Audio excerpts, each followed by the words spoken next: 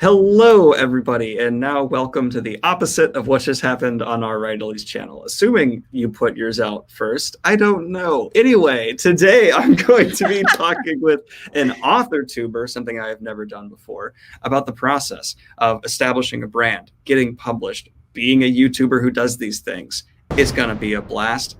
How are you doing today? I'm doing good. Thank you so much for having me, and it's great to chat. Absolutely. So just kind of getting is for the audience out of the way, what would you say is like the 5-minute pitch of who you are, what you do, and how you got to where you are? Sure. So hello, everyone. My name is LaTorre. I'm the host of the YouTube channel IWriterly, and essentially I create videos. Oh, what happened? I forgot to say your name. I referred to you as IWriterly. I am sorry about that. It's okay. Someone in my YouTube comments called me Mrs. IWriterly, and I was like, yeah, I am Mrs. IWriterly. That's great. I love that. Yeah, sorry, continue. Go right ahead. It's all good. So I'm the host of the YouTube channel IWriterly. You can call me Mrs. IWriterly if you want. I create videos that talk about writing and publishing books, essentially. So I talk about self-publishing and traditional publishing. I have literary agents come on my channel. I've had editors come on my channel. A lot of authors, both traditionally and self-published. Successful authors kind of talk about their process and what they do. So that's kind of me in a nutshell for my channel. I formerly worked at a literary agency, so that's where my traditional publishing video experience comes in. And I'm in the process of self-publishing my debut novel, The Cyborg Tinkerer, which is over my shoulder. I always forget which direction, which is that guy. And I'm publishing it through a company that I made. So it's essentially self-publishing or indie publishing it.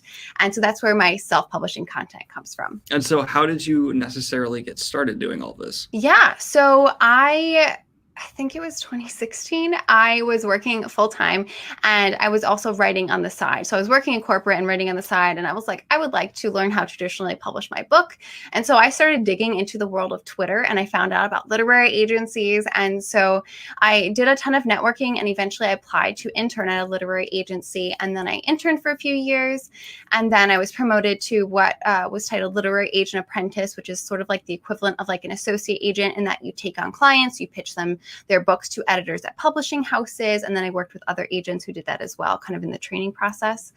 And then eventually I left the agenting world due to like personal reasons. And I did talk about it, I think, in one of my YouTube videos. I think it was titled Why I Left Agenting or what being an agent is really like, something like that. If you guys want to go check it out, you certainly can. But I left the agency and then I started my YouTube channel around the same time. I was started IWriterly because I wanted it to be like a resource for authors that I didn't have when I first started querying, like a how to query a novel, what it's like working with a literary agent. I wanted to answer some of those like general how-tos, and then it kind of organically branched into self-publishing as my interests kind of shifted, I suppose.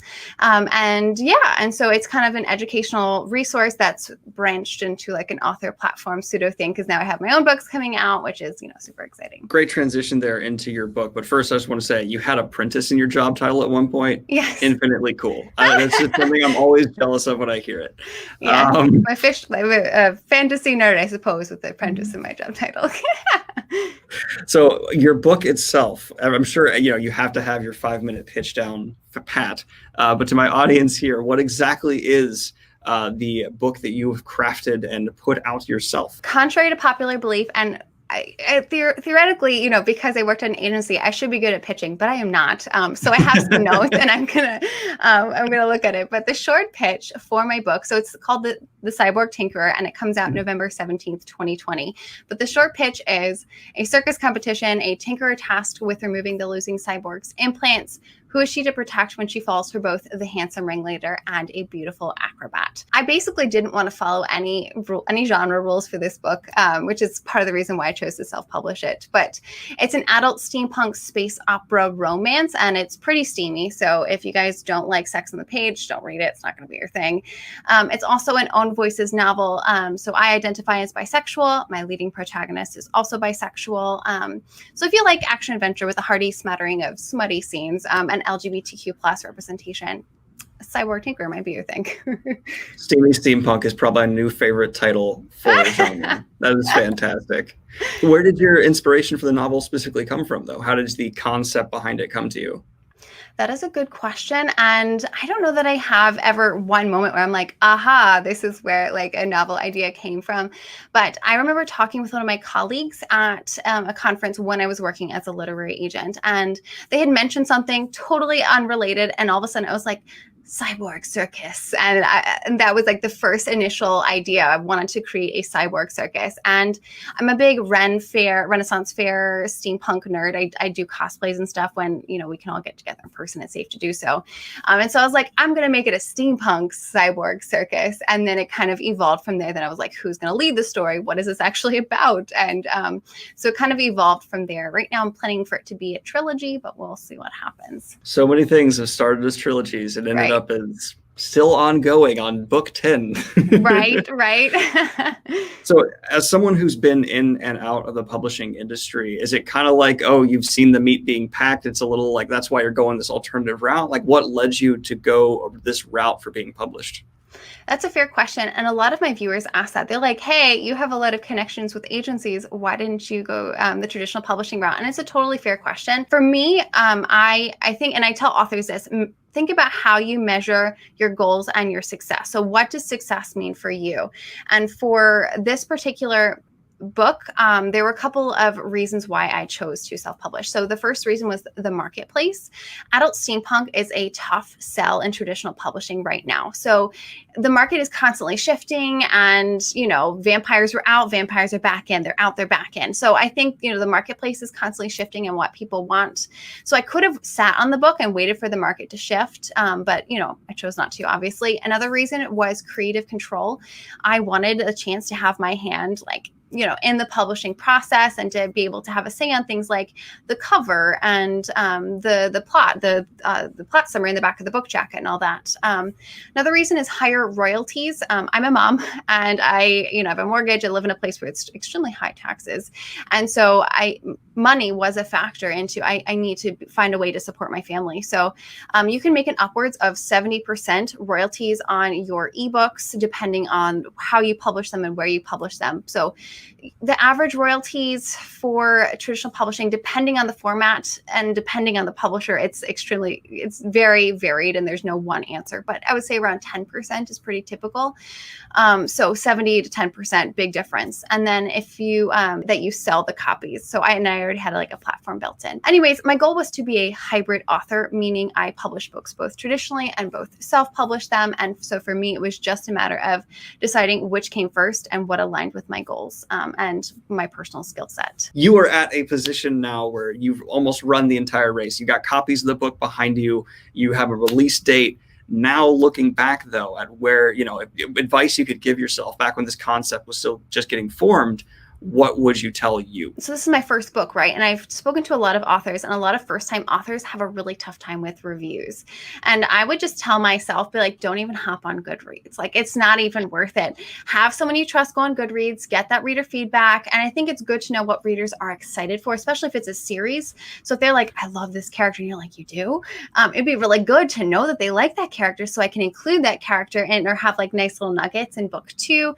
And it's not to change what I am writing because I still have a vision for the book and the series, but I think having that reader excitement and feedback and knowing what they're excited about, there's ways that you can write for yourself and write for the reader, if that makes sense. But I think for me, I didn't know that going on Goodreads would hurt my creative process. So I would have told my previous self, don't go on Goodreads, have someone else check it for you. And I would probably also really embrace the romance side of my story sooner. I thought it was a very action-packed story. And I realized later after getting my ARC reviews and stuff in, they're like, this is a romance. This is more like Sarah J. Maas kind of both I guess for me, sci-fi and romance, but for Sarah J. Maas, it's the fantasy, half fantasy, half romance. So I think I would embrace the romance element a little bit more too. How did that, if you don't mind me asking, how did that shift come about? Did you outline it very stringently and then you just, as you wrote it, figured out, oh, this is how it's coming across? Or was it more of a creative direction that you just kind of flowed into the romance direction more? I think it was in the process, I flowed into it more. I went through many, many drafts of this book. So it's very different from where it started to where it finished.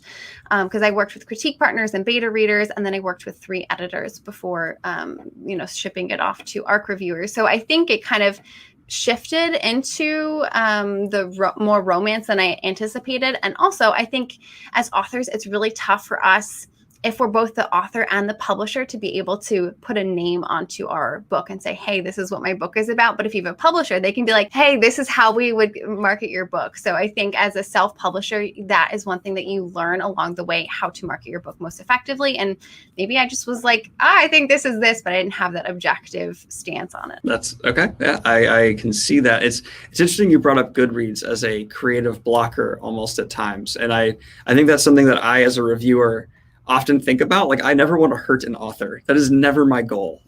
Sometimes I want to hurt their work, but that's just it. It's never, ever, ever personal.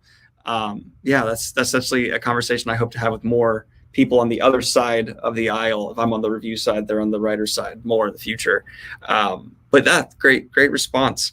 And how, if you don't mind me asking just another kind of tangent question here, as you're kind of getting into these subgenres, the labels that you're kind of putting on these, did it ever guide your direction, or is it just more you wrote and then you discovered the genres after the fact? Realistically, what I wish I could go into it and being like, I'm going to write a fantasy and here's how I'm going to do it. Or I'm going to write a sci-fi and here's how I'm going to do it. Because there's a very clear marketing path. You have an established audience.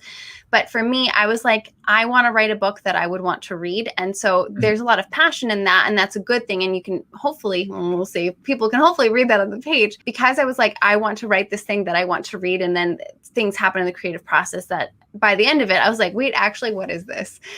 So I think some people are able to go into it and say, I'm going to write a fantasy novel and it's going to be this, or I'm going to write a sci-fi novel and it's going to be this. So for me, I think I was like, it's like a sci-fi steampunk in space, like space fantasy. I don't know. So I think, yeah, I just kind of went into it writing it and then labeled it later, if that makes sense. So the next question I had for you here is, you do a lot with the writing community. You are seemingly, from what I've seen, maybe the most connected like YouTuber I know within the industry you operate.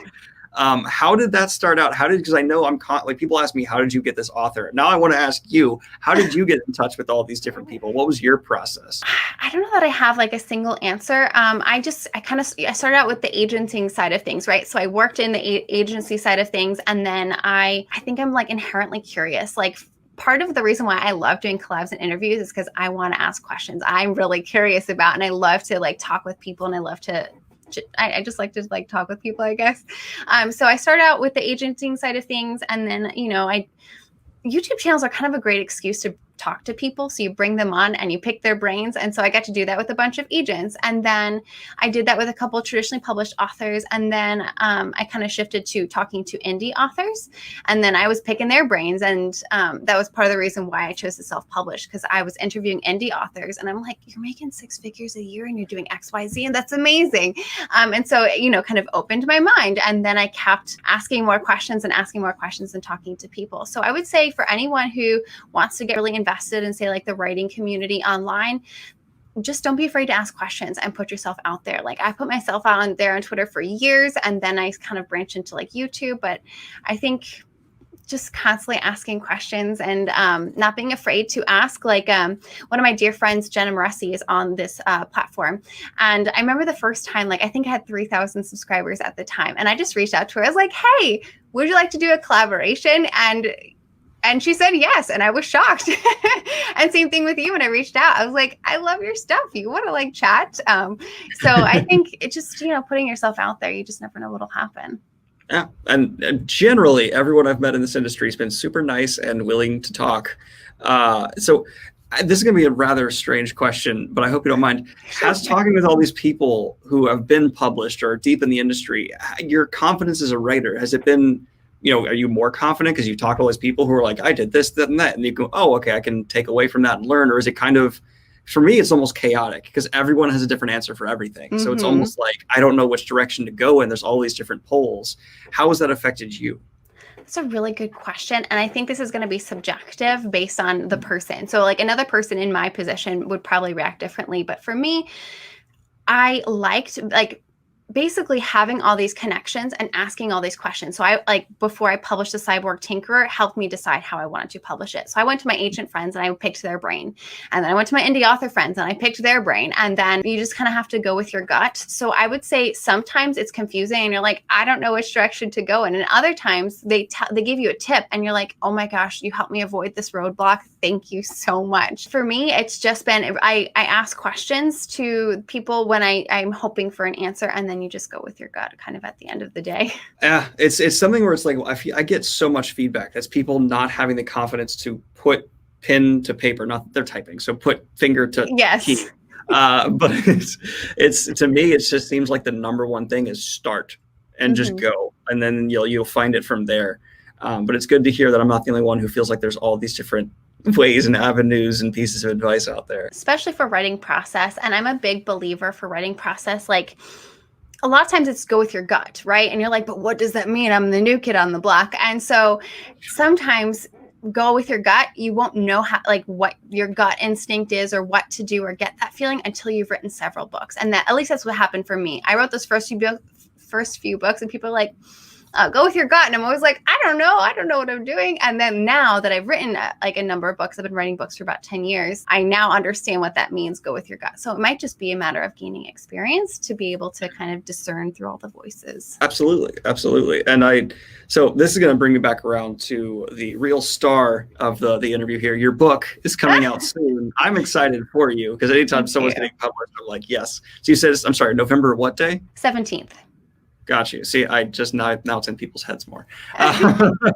So how are you going about promoting your book, though? So you're not doing this traditional route. I mean, you have this whole brand around your book, as I hope to be in a similar situation similar soon. Words are hard. And I'm curious, how have you found the ability to promote your book, utilize your platform, utilize your connections to really amp it up there? That is a good question. And I would say for me, what I've done with the Cyborg Tinker, it's been primarily content marketing through YouTube. So I post weekly videos about writing and book publishing, as I mentioned before. And I mention my book at the beginning and at the end of my videos. And one of the things that I've been doing with that is a pre-order giveaway. So essentially, if you have a longer pre-order, which was my strategy for this particular release, you don't get the immediate gratification as the consumer. If you purchase something, you're like, it's coming in eventually. And especially if it's like a new kid, me, this is my first book. I don't necessarily have like a reader following yet. So you give them an incentive to purchase something now, and they're entered to like win a prize. So I talk about that in my videos. And then more recently, I've been trying to post more content more content that is specifically targeting my target audience. So folks who love to read science fiction and fantasy and romance. And those video things like how to write sex scenes, a favorite and least favorite tropes. So that could be romance tropes, sci-fi tropes, fantasy tropes, whatever. I'm also active on like Twitter and Instagram, and I have like a newsletter list. I tried doing the old school marketing stuff because I was like, this is my first rodeo. Let me just see what works for me. And I found that, and this is something I see this in my YouTube comments. A lot of people try doing like the local newspapers and the magazines. And for me, I reached out and I did all the things with a bent that like I'm a local author, but I found the ROI, so return on investment, was terrible. It was not worth it. Local bookstores also didn't have a good ROI for me. And it could just be that this is all happening in the middle of like a pandemic and stuff. And then I've done a lot of guest speaking on podcasts, YouTube channels, other platforms, things like that. And selfishly, I just like to do it to connect with people, but it's also been good marketing and stuff too. And then the last thing you can do, both traditional publishing and self-publishing, is paid advertising. So I haven't dipped my toes into paid advertising yet. As far as indie strategies, a lot of the experts don't recommend that you advertise on your first book until you have a big backlist.